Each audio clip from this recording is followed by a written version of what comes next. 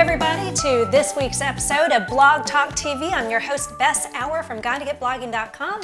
And I'm Ben Reed from OrlandoWaterhole.com. And we are thrilled that you're here with us. We cover all the latest, this one definitely, the latest gadgets to help you with blogging and social media. We've got an exciting show. I'm excited. I'm looking forward to it. Yeah, definitely. So if you want to join our community, you can definitely tune in right here at BlogTalk TV, or you can check us out online. You can tweet us at BlogTalk TV, or you can certainly go check us out at GottaGetBlogging.com. We'd love to see you there. So we're talking about gadgets and apps, and our guest today is Professor Josh, who's like the guru of knowing the latest things in technology, so I'm excited. But I discovered a new app. Oh, what app? I did. Let me show you right here online. So my husband, Swimmer Joe, was growing a beard, and I hated it. Hated it, hated it, hated it. He looked like Grizzly What did he think of it? Adams. Well, it doesn't matter what he thought of it. Doesn't matter what he thought of it. It looked awful. Well, actually, he looked handsome no matter what, but he looked so much better without it. He looked a little less handsome than he usually like does. the way I covered there. So check it out. He finally shaved, so we made a time-lapse video of it. So it's an app called Hyperlapse, and I think it's free for a limited time, so go download it. And it's really cool. So you video it with your smartphone like you would normally video anything, but then you can speed it up varying degrees to see which one you like. So we took this like 5-minute video and shrunk it down to 25 seconds. Nobody has ever shaved that quickly. He does, doesn't he? Now, we kind of like the goatee half. People voted. But then he kind of goes to the Marlboro Man mustache. Which doesn't...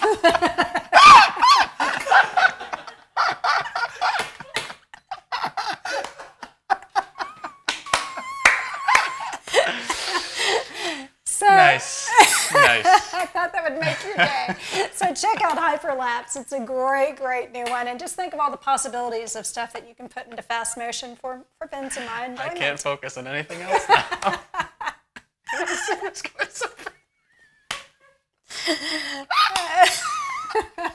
So anyway, it's a great app. So Focus. So any new apps on your horizon? I'm gonna get that one. I think I'm gonna add that. I'll have to find a creative. You can do how to tie the bow tie. How to tie a bow tie. Well, I'm cheating today. In this fast is actually motion.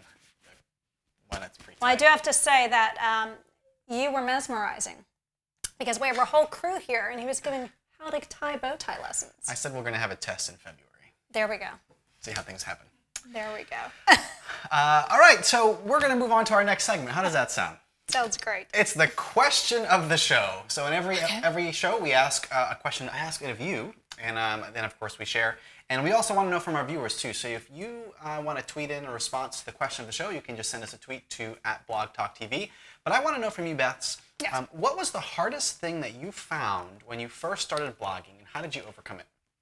The hardest thing when I first started blogging, well, how to get anybody to read my blog, of course. But beyond that, I mean, that's what everybody has a hard time with. So I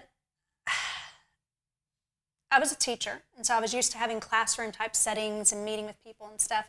And blogging can be very solitary. I mean, you sit behind your computer and you do your thing. And I didn't like that aspect of it.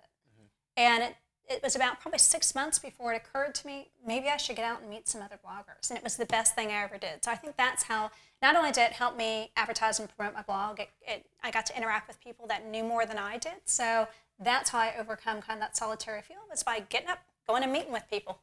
How about you? For me, I think it was this feeling of lack of progress. That you write, but do people actually read, or does your blog actually go anywhere after you've been writing for a few months? You know, if things feel the same, and then you see these other bloggers with lots of success around you, and you want to achieve some of that. So the way that I kind of overcame it is I said to myself, for a period of time, I'm just going to write, and I don't care what happens as the result. I'm just going to write, and I forced myself to do about 4 to 5 posts a week, which I think is a lot when you have a full-time job and you've got other things to write. And admittedly, some things were not as great quality as others. But I think the persistency of writing got me into a routine. It got me to meet other people. Things slowly started to pick up. And I think that consistency and that length of time really just helped give me the confidence that I need to look past, the things that weren't working so well and see the small wins along the way. So let us know what your hardest thing about when you first started blogging and how did you overcome it? Share your tips and we'll be happy to pass those along because I guarantee you there's another blogger struggling with that same thing. Speaking of tips, you've got another one for us. Yeah, we do. We actually have how to create a pinnable image. Now this is one that I came across reading another blogger's blog, and you have all these great images. And sometimes a person doesn't want to take time to pin all the images. So instead they created one that was just for Pinterest saying, hey, pin this image to go check it out. So it was very cool. And so we've got a video. Check it out. Hey guys, it's Bess Hour, and check out this light bulb moment. These are things that we didn't think of, but thankfully another blogger did. So we got this tip from Mashable. So check it out. You have all these great pinnable images all the way through your blog post. However, that's a lot of images to get pinnable ready. So check out what this one blogger did. So they wait till they get all the way to the bottom, and then they actually have an ask moment of you, the reader, and it says, please share this image to Pinterest. And so they took time to actually design an image with the headline of the post in it. 11 creepiest things you can do on Instagram. And then they have a really cool image. So how neat is that to get you to share on Pinterest? So consider that next time that you have a post with a lot of pictures in it, maybe at the bottom have the ask of the reader. Light bulb moment, easy to do, maybe very effective. Give it a try.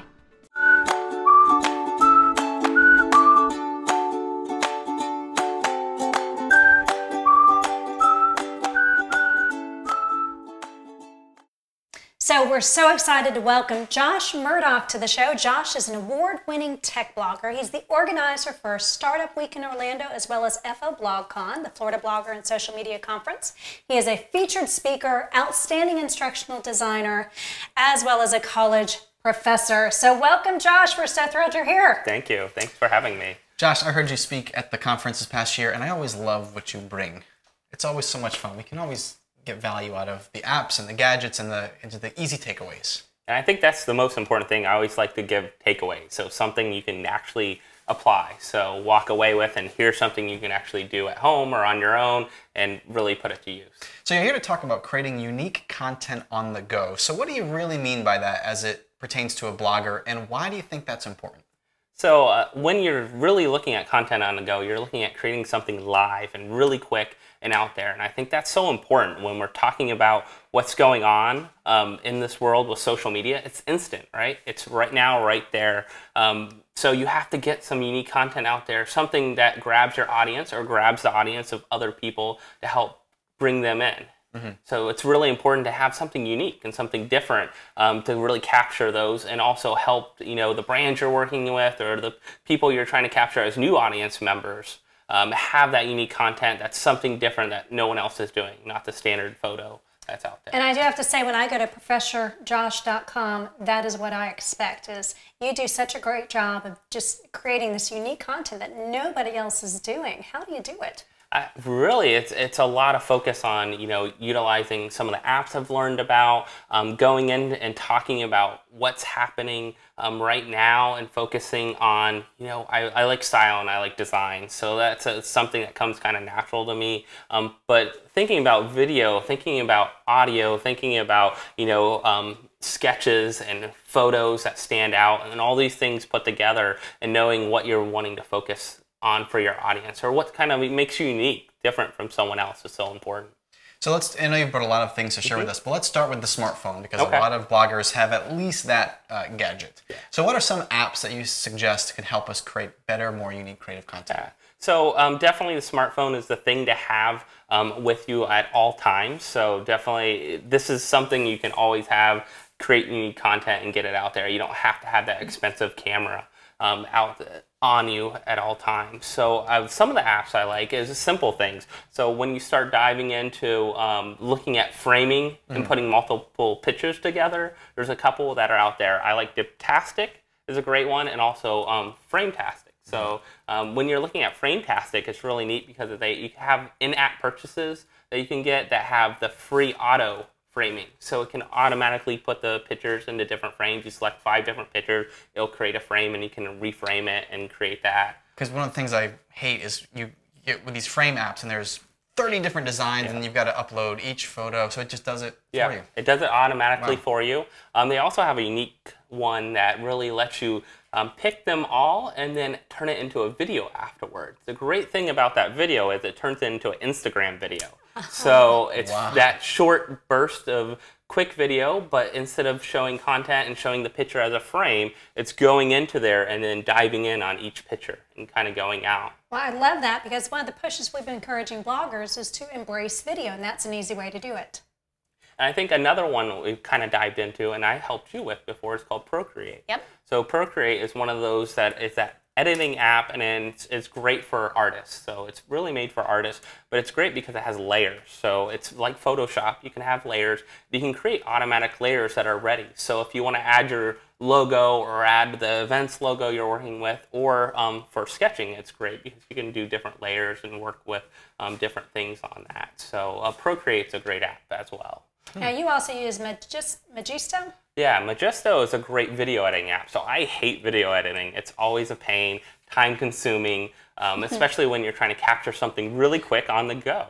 So I can record video, I can take pictures, I can upload pictures from my camera to my phone and do all these things and put it together. And it uses artificial intelligence to figure out the points, to change the video and shorten the video and splice it together. So it's a great app.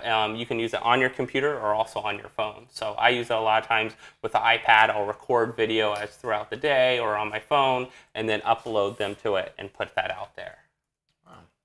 So I think there's a video clip too that you've brought with us with some of the things that you've created. Yeah, and this will show you one of the Majestos. Yeah, so let's go ahead and take a look.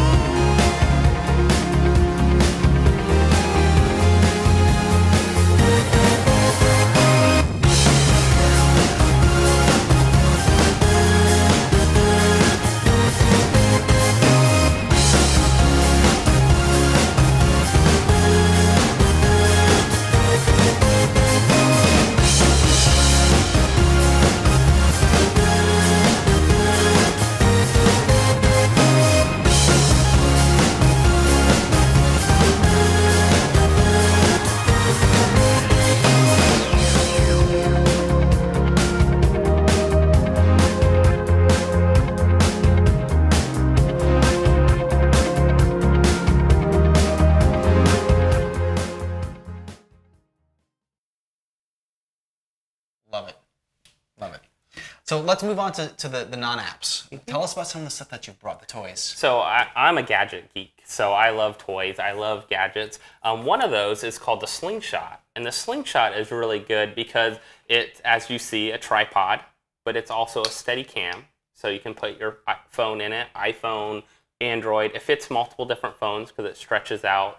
You can put them in it. It even fits the iPhone 6, which you think, oh, that's amazing to have something ready to go that can fit multiple different devices. It also comes off, and you can use it as a mount. So you can just put it on another tripod if you had a standing tripod and put it right on a mount. So it has a lot of great uses with it. So it's a mini tripod you can use for all kinds of filming, or if you are Skyping or anything like that, you have that ready to go. But you can also use it with shooting video, all kinds of things. Another one, probably dive into, so I sketch a lot, and a lot of people wondering about sketching. One of them I have here is, when you're looking at it, it's a tip, small little tip on it. It's used for stylists, so it creates the fine detail, and this one's actually pressure sensitive. It's a Hex 3.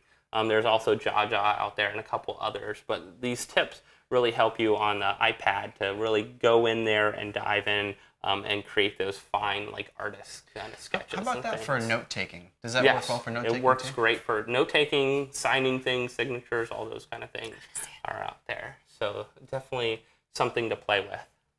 That is so cool. And it's worth there's some that don't have the pressure sensitivity built in. So if you want something like that, you can get it probably for like $30. Some of the other ones are pressure sensitivity built in, which you need as probably an artist, would probably range more to $60 to $100, depending on the version you're getting. So definitely a great one to play with. Real quick, the iBlazer, if you're looking for your smartphone to add this to it, you're able to create this on here, light it up. You can create this light, so you have your flash it can be used as, but also has 4 LEDs, so it can really brighten up pictures, especially if you're a foodie like me and want to take pictures in that dark restaurant. You would be able to brighten up without your flash just going off and scaring people. So definitely one to have out there.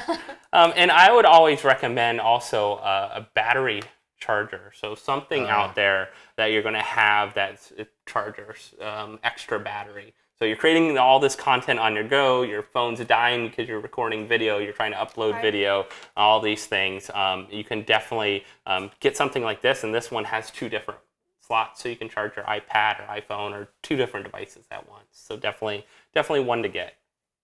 Fantastic. Now, you are also a Google Glass Explorer. Yeah, so I did that. It was about a year and a half ago did that. It was really neat because I created some unique content with that, and that was my big thing, is creating the content that stood out and something different. I wanted to show how you could maybe use it in education, but also how startups could use it and how we could capture our lives and the world around us a little bit. So did everybody want to try them on? Yes, and I guess that's the fun part, right? That's why you're an explorer, you had them. People wanted to try them on. People wanted to, be able to see what it looks like and really interact with it and play with it.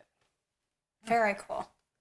So what else have you attended? Because you've attended events because of your ability to create content. Any of them stand out? Yeah, I think a lot of times some of the big events that I've been invited to is South by Southwest. So South by Southwest EDU, which is the educational version that happens right before interactive and music and film. I've been to South by Southwest, captured a lot, actually used my sketching and offered that as a sponsorship. It's like I would sketch and involve that as part of the sponsorship, so creating that unique content. Been to other conferences, so I've been to InstructureCon, which is a conference out in Utah, and played with doing sketching, capturing events, and recapping the day. So I used like Majesto and captured video and pictures and helped recap the day. So it was really a good way to kind of get that sponsorship and get out there and create unique content for them. So Josh, if people want to see that cool content, where can they find you? So the easiest place to find me is ProfessorJosh.com, everywhere at Professor Josh. And then also eat more of it. So I do a food blog with my wife, so I love capturing that unique other side of things as well, too. I'm a foodie at heart. I'll have to have you back to talk about that. Yes. Yeah, I think we've got another video that you created with some of your cool apps and gadgets, so let's take a look and send you off. Thanks. Your attention please. Please take care of your personal belongings.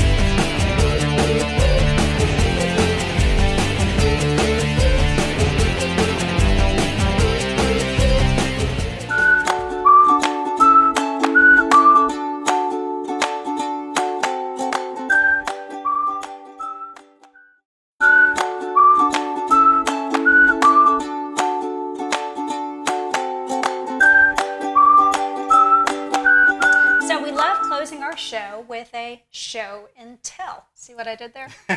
Very creative. Happy thoughts. So this is where we highlight our favorite tweets, our favorite apps, our favorite gadgets, anything we want to call attention to dealing with blogging and social media. And so since this is our gadget episode, since we had all those great show and tell things from Josh, I thought we'd ask what your favorite gadget is. So this little device has saved me many a time. It's called a Kinu Highline. Okay. And this one happens to be for the iPhone 4S with the 30-pin, but they make a model if you have the Lightning for the iPhone 5. But essentially, it's a bungee cord for your phone. So it clips right in, and this actually you can attach to your belt loop or some other thing. And if you're somewhere in a precarious position, which I find myself in often, like on the edge of a cliff or something, if you're taking a good landscape picture and you drop your phone, it's a bungee, right? And this is made out of Kevlar, so this is incredibly strong. So it's not breaking. Yeah, it's not going to break.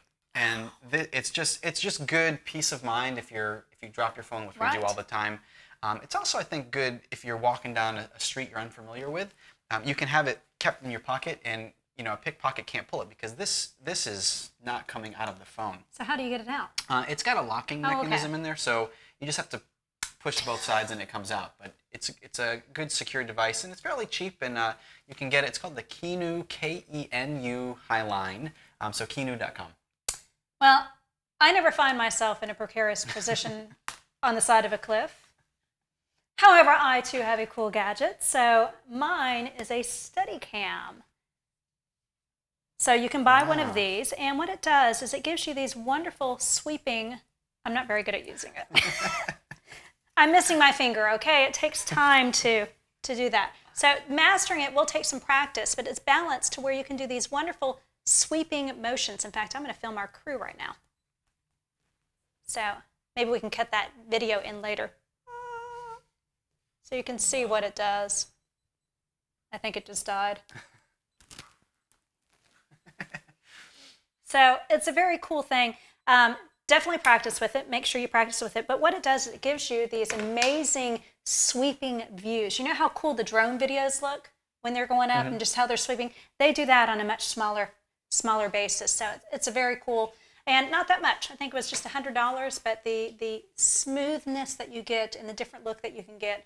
And it was actually developed, I believe, by Hollywood movie producers. I say that looks like a very professional piece of equipment for yeah, so not a high price. Steadicam, and it not only comes with the GoPro mount, but you can also mount your iPhone on it, so it's versatile that way.